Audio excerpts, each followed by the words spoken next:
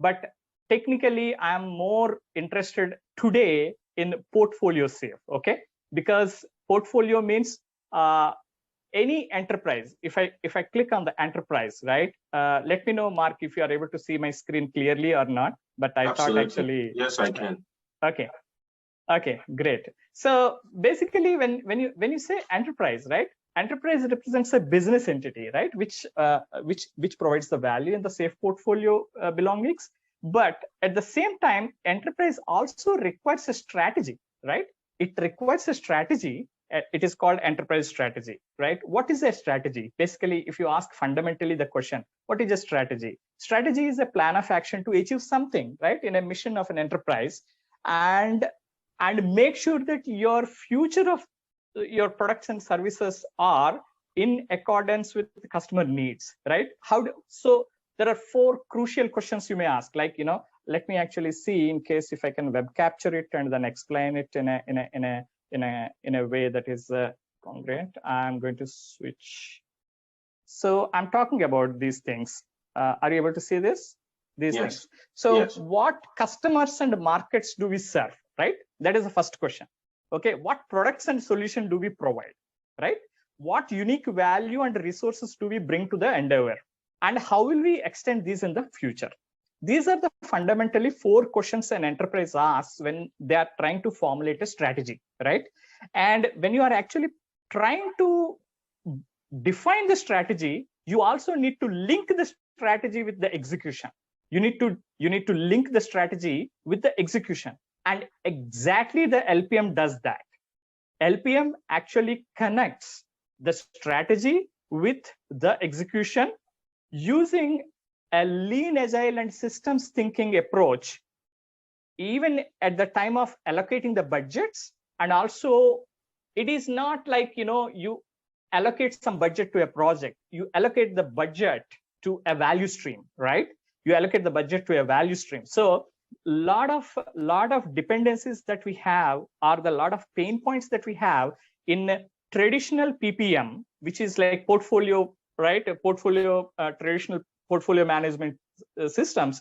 We avoid that using LPM because there is a continuous stakeholder engagement as well as a continuous feedback loop, and we have some guardrails as well. Okay, we have guardrails as well. So what are those guardrails? Probably we'll actually look at it. But does it answer your question, Mark? Absolutely, it informs. So I hear you talk quite a bit about aligning strategy with execution. And if you don't mind, are you still going to be doing a lot of sharing on here with this? Yes. Okay. Yeah. Okay. So as it aligns, I hear you talk quite a bit about aligning strategy and execution, leveraging value streams. So, and then you talk about guardrails. So I was going to break it down to unpack it for our audience. When you talk about a value stream, and that's one of the questions too that I was going to ask you here, what is a value stream? And how do these things really inform the overall strategy? And why is it that LPM is crucial for organizational alignment, leverage? Why is it that, we look at LPM as being something that has to fund value streams or support the idea of value streams? Absolutely. So when it comes to the value streams, think of it as concept to cash. Okay. When you think about concept to cash, I'm talking about end-to-end cycle of a particular process that we call it as a value stream. Okay. There are 2 kinds of value streams, by the way. One is operational value stream and another is development value streams. We will look into it. If you may allow me for a couple of minutes, I can go through that. Okay, so let me see in case, are you able to see this screen? Yes. Okay, so I want to give an example, actually, frankly speaking, because we can abstractly talk many things, but people can only relate with examples. That is what I always feel, right? So do you see this, actually, the illustrations of a loan payment process, for example, right? what happens when a fulfillment of an operational value stream for consumer loan, right? And manufacturing operational value stream for a vehicle, right? Procure the material till you actually produce that vehicle, right? For example, you have a software product, you have the SaaS, for example, how exactly you take this entire process end to end. All these green arrows that represent a end-to-end concept to cash, a kind of a overall operational value stream is what it represents. Is it any clear, Mark? Actually, is it representing exactly what is operational value stream? So in other words, what you're really trying to explain, if I understood it clearly, is that these are the step-by-step processes we leverage to deliver products to a customer. These are the step-by-step. Correct. That's what an operational value stream. If you consider the current times, right, current trend of digital disruption, if the organization is operating in a highly VUCA world, for example, in Agile, we call it as VUCA, right? So in the uncertainty world, and if you, sorry, Srini, not to cut in there, you made mention of a terminology that is very crucial. When you say VUCA, what does VUCA mean? Is that, let me put that up here on the screen. Does that sound, is that the same VUCA, V-U-C-A? Is that what you're referring to? V-U-C-A, yeah, V-U-C-A. Okay. Please, right. Can you further explain what this means so that our audience can actually get an understanding of? Yeah, so basically, in the context of volatility, right? No, it is volatility, uncertainty, complex, right? In the agile world, this is very, very largely used it as like ambiguity. So the thing is, here is the VUCA world, right? Basically, what you are building, you are not certain whether it is going to be received by the end users as a valuable thing or not. You're not certain about it. It again, VUCA ties back to the lean startup methodology and MVP. It ties back to that. So the circumstances around you are volatile and uncertain.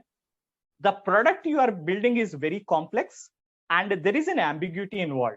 That is the VUCA, right? V stands for volatility, U stands for uncertainty, C stands for complexity, A stands for ambiguity. So in the VUCA world, what you are actually building, you are not so sure about it, because if you are so sure about it, you will actually go with the traditional project management methodologies of stage gate or phase gate approach of waterfall method. And it is an 18 months project. You start today and you deliver the product after 18 months. If you are so certain about it, okay? But remember, within 18 months, things would have changed a lot. And what you are building is no longer relevant to that particular point of time.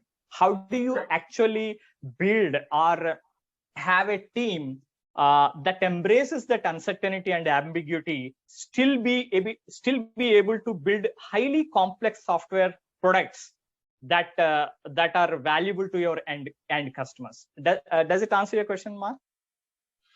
Yeah, so I'm just trying to make sure I'm summarizing it from the standpoint of, so if I heard you clearly, you're saying why LPM is important is that it looks at the entire lean business operations. It looks at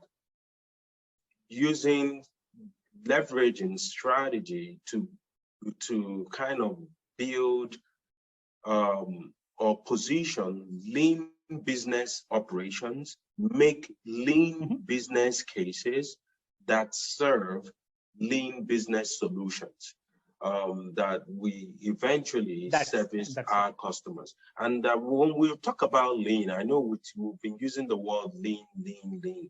Really, if you don't mind also sharing some light.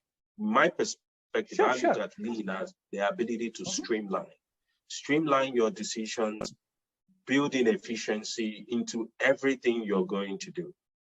But take a big picture approach when you're looking at it. Don't look at it from just the little things or the components in the system, look at the entire system, and then start understanding how those individual components work together. That's what lean is all about. So when we talk about a lean business strategy, a lean business solution, a lean business operation, that is really what we're talking about. Looking at it from the perspective of, if we're going to implement the lean portfolio management, what it means for us is that our strategy needs to be informed, or our strategy needs to inform execution. And the best way we can use our strategy to inform the way we execute is that we need to think about our operations and the governance that should be in place to ensure that we're looking at everything that needs to be funded, everything, the people that need to be part of the process, the tools, the tooling processes, what kind of solutions we're going to bring into the picture when we bring those solutions in, and what does it really do for the market when we do bring out those solutions to the customer. Would that be a good Yes. understanding of Right. what you're saying?